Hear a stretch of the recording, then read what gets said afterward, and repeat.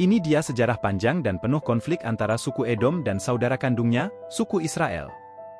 Bagaimana suku Edom akhirnya menghilang dari sejarah, sesuai dengan nubuat Tuhan?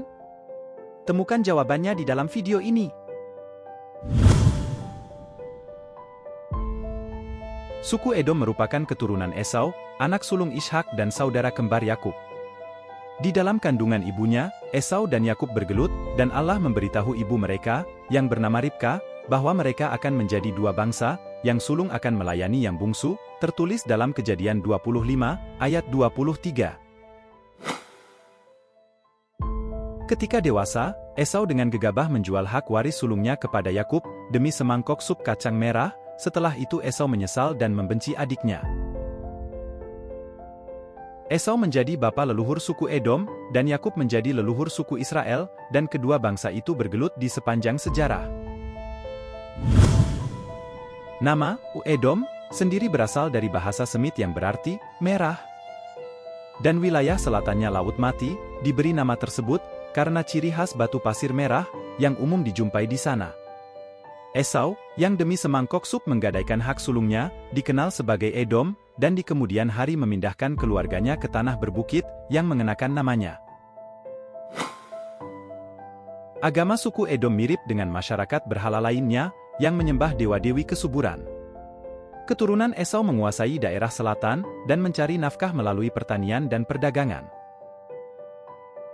Karena tali persaudaraan mereka tergolong dekat, bangsa Israel dilarang membenci bangsa Edom, tertulis dalam kitab Ulangan 23, ayat 7.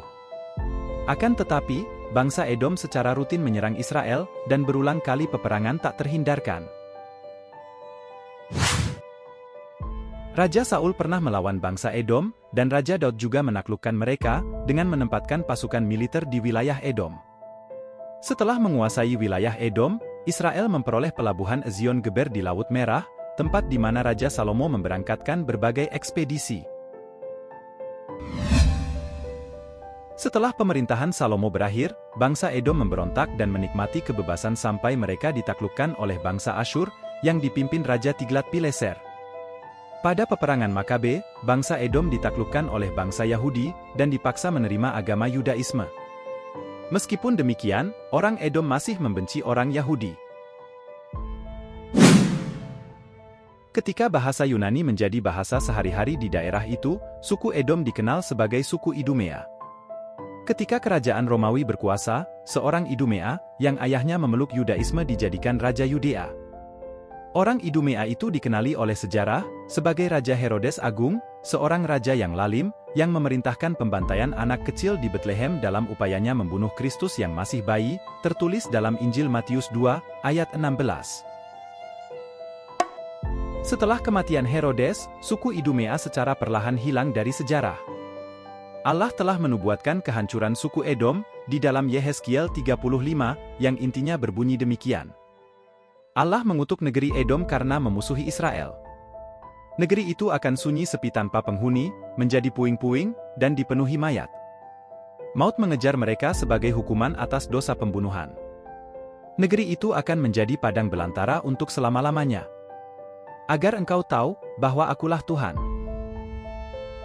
Meskipun bangsa Edom terus berusaha menguasai bangsa Yahudi, namun nubuat Allah pada Ribka tergenapi, bahwa anak yang sulung akan melayani yang bungsu, dan Israel pada akhirnya terbukti unggul di atas Edom. Suku Edom merupakan salah satu suku yang memiliki sejarah yang panjang dan penuh dengan konflik dengan saudara kandungnya, suku Israel. Meskipun pernah menjadi kekuatan besar pada masa lalu, suku Edom akhirnya menghilang dari sejarah, sesuai dengan nubuatan Tuhan.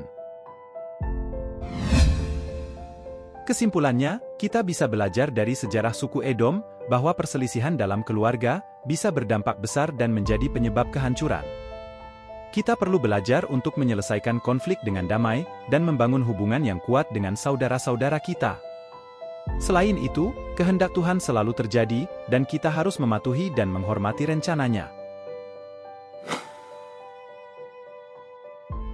Selain itu, kejatuhan suku Edom juga mengingatkan kita, bahwa kekuatan dan kejayaan dunia ini sementara, dan yang hakiki adalah taat kepada Tuhan, dan hidup sesuai dengan kehendak-Nya. Semoga kisah ini bermanfaat.